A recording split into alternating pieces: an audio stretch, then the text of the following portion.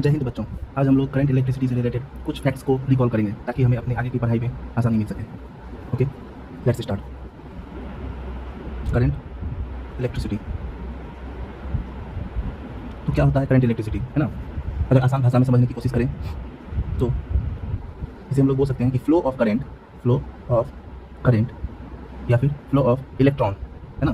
Flow of electron is called current electricity, है ना।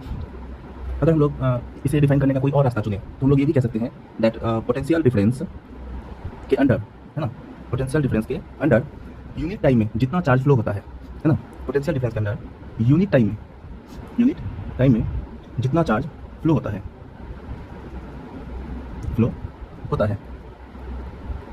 उसे हम लोग करंट इलेक्ट्रिसिटी कहते हैं। Okay, let's move to the another point. अगर हम लोग दूसरे पॉइंट्स को देखें तो हम लोग कह सकते हैं कि अगर किसी कंडक्टर से टी सेकेंड में, है ना, क्यू कूलम्ब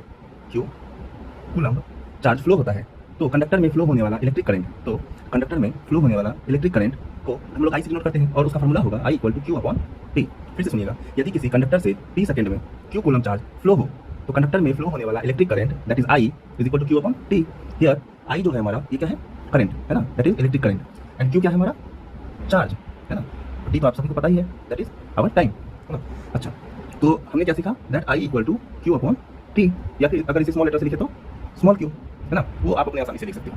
इसका जो यूनिट होता है, करंट को लिखने का जो यूनिट होता है दैट इज कूलम्ब/सेकेंड, है ना, या फिर इसे हम लोग सिंपली एम्पियर भी कहते हैं, है ना, एम्पियर भी कहते हैं। डन। नेक्स्ट पॉइंट पे चलते हैं।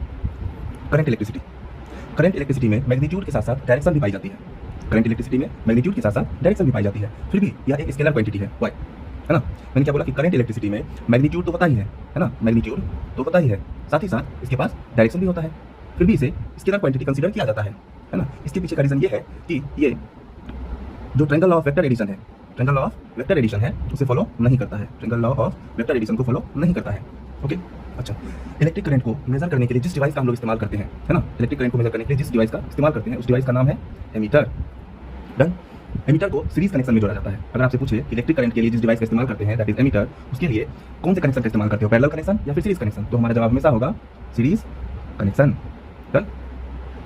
तो हम लोग अब अपने अगले टॉपिक पे चलेंगे, दैट इज पोटेंशियल।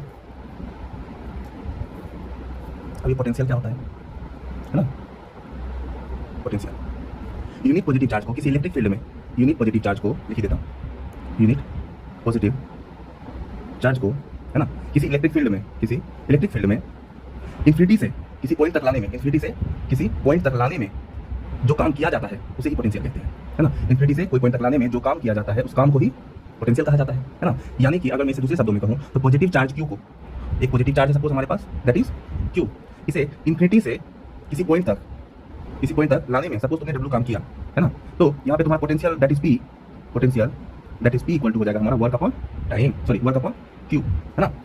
अच्छा, जैसे कि हम लोग जानते हैं कि वर्क को लिखने के लिए हम लोग जूल का इस्तेमाल करते हैं, वर्क का यूनिट जूल होता है ना। उसी तरीके से चार्ज का यूनिट क्या होता है? कूलम। यानी कि पोटेंशियल का अगर हम लोग यूनिट लिखने का ट्राई करें, है ना, तो ये क्या हो जाएगा? जूल पर कूलम।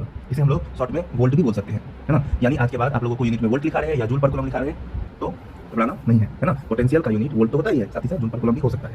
और एक जरूरी बात, ये किस तरह का क्वांटिटी है? It is a scalar quantity.